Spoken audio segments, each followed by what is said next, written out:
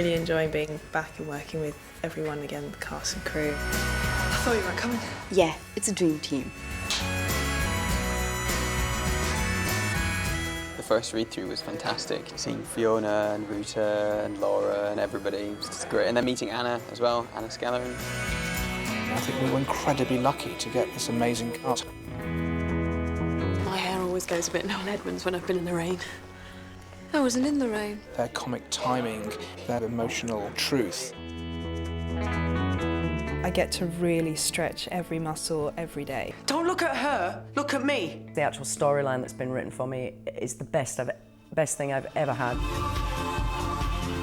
I love playing Tess. She goes through a lot emotionally and she gets to be funny, hopefully. I think you two are really awesome. We've got a fantastic writer in Harriet Braun who has created something which feels very personal to her but is also feels accessible and has touched incredible numbers of people.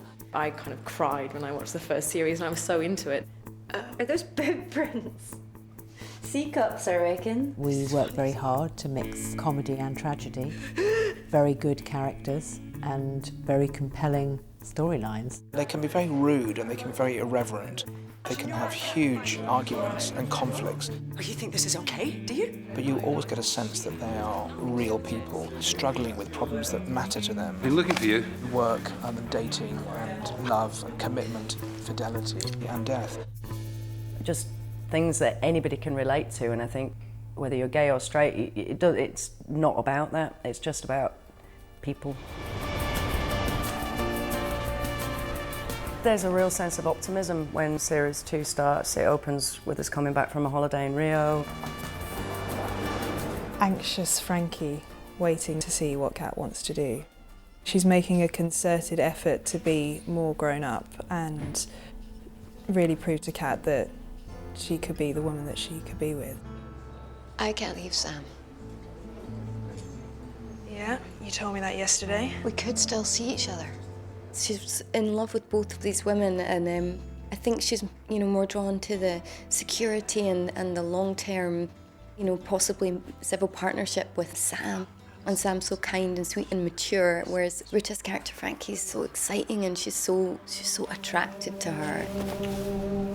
Frankie's sort of like, we've got this amazing, passionate love that's never going to go. We've grown up together. It's just always going to be there. No one's going to come between us. We can go out with as many people as we like and fall in love as much as we like, but there's never going to be this love. Hi, sorry I'm late. I got held up on some work calls. Cat doesn't really know what she wants. Come on, Cat, make a decision. I'm Josie, Cat.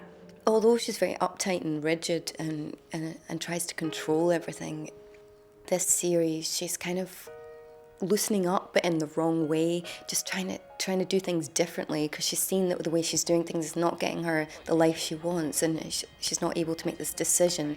So she just starts doing things the opposite of what she's done before, becomes quite destructive, gets stoned at work. If you don't go for this pitch, we might starve to death. Is drinking too much, and she's just in pain and procrastinating and inadvertently hurting Sam. Getting too old for partying on a school night. Hang your towel up in the bathroom on the way, will you? And herself, and she's in a very sort of messy head space. I just wish you'd tidy up after yourself. Bollocks, that's not what this is about. You've been in a weird mood all night. She's a copper.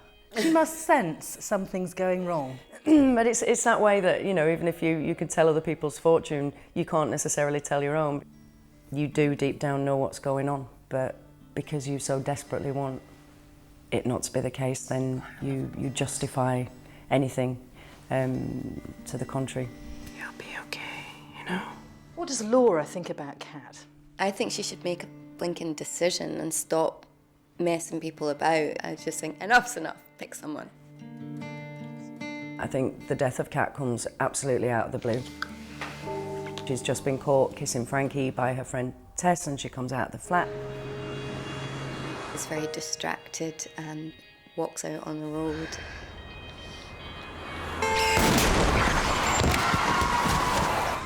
You're just like, you kind of don't believe it's happened.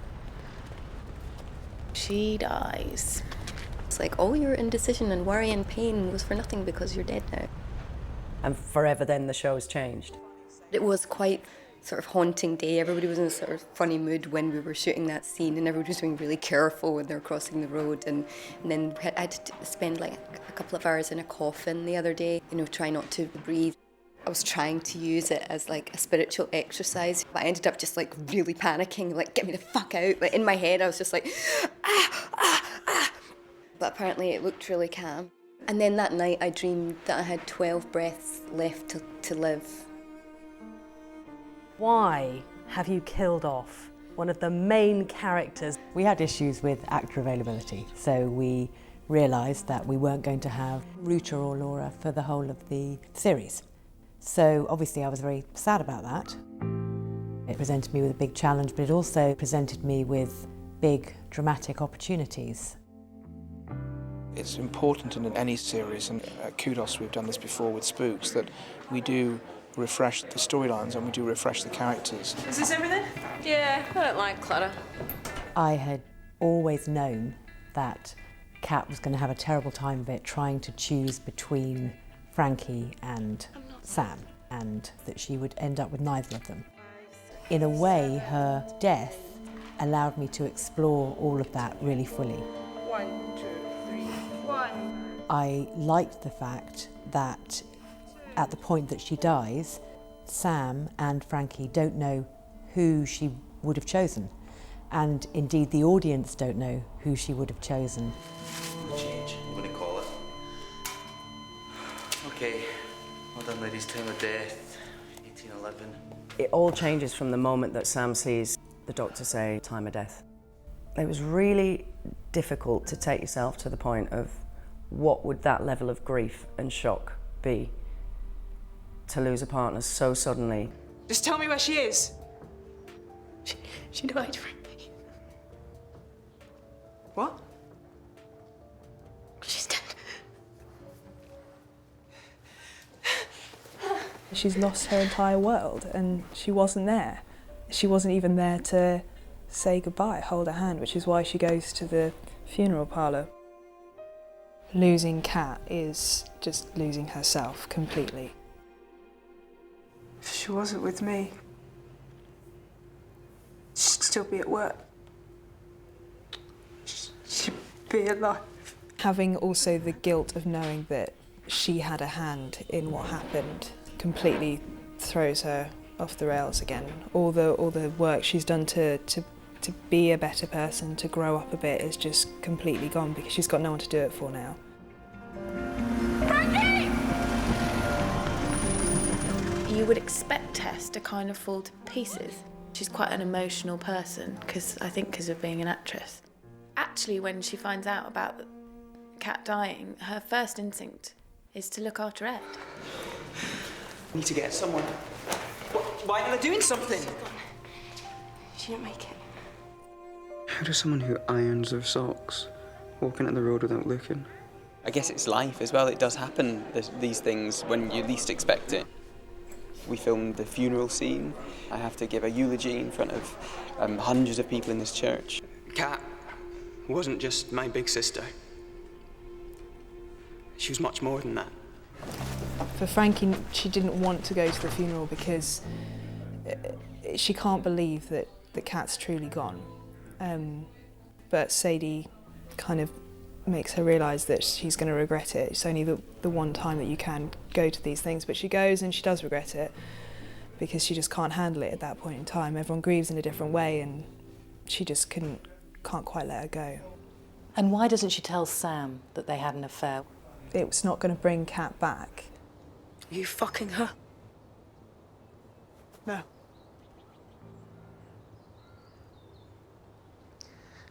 She chose you. It's the first time she's really being quite selfless. The loss of Cat and the loss of her mother again are what make her leave Glasgow, because they were sort of inadvertently, she didn't know about Alma, but family and Cat were the reasons that she came. Just want to see how you're doing. Great. I don't think Sadie's affected in the same way that everyone else is swallowed up by it, but it's more the repercussions of Frankie leaving that does it for Sadie. There, she just crumbles. You love me?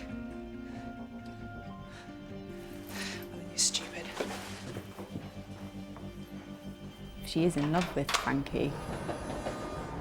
You do know anything you say in here is confidential.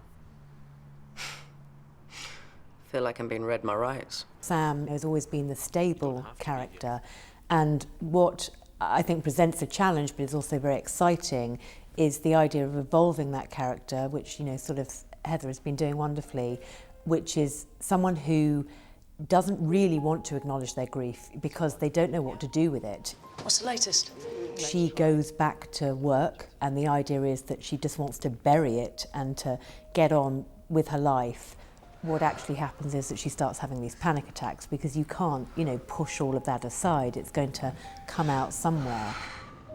We only ever see Sam grieve when she's on her own, and then slowly but surely she lets Lexi in. Lexi! Lexi's the only other person that sees what's going on, and that's where the connection with those two characters comes. You're still not sleeping? No. She's there for everyone else, and she tries to be really strong for everyone after what happens with Kat, and tries to keep everyone together. She's quite intuitive. I think she's very good at sensing how to react to people.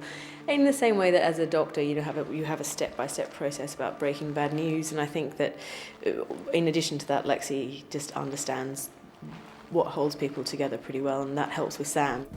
If you go in there, you're not going to feel any better. And you'll make an already devastated man a lot worse. From that moment when she sees her at the hospital and she doesn't tell anyone else, they have a connection. Thank you for the other day. It's nice that Sam actually has someone around who's stronger than her. Tess blames herself, basically because Kat dies pretty much straight after Tess caught them together, and so Tess in her head has gone, well, it's because, you know, I caught them and she was in a fluster, so she walked out in the road without thinking. She hasn't been able to talk to anyone about it. It's been this huge burden on her. Could she just go and fucking die on us? I kind of wanted to isolate Tess in that I was exploring the love triangle between Sam and Lexi and Tess. And I think in Lexi, she finds someone who, in the absence of her best friend who is dead and her other best friend who has gone back to America and her other best friend who is seeing her nemesis, she comes to rely on her and long for her in an even bigger way than she might have done if she had just fancied her. All of the characters sort of allowed me to explore sort of themes of loss and longing that really interest me and have a lot of dramatic potential. Even the, you know, characters who weren't directly related to Kat. Someone like Hugh, who is trying to get over, you know, the loss of his wife.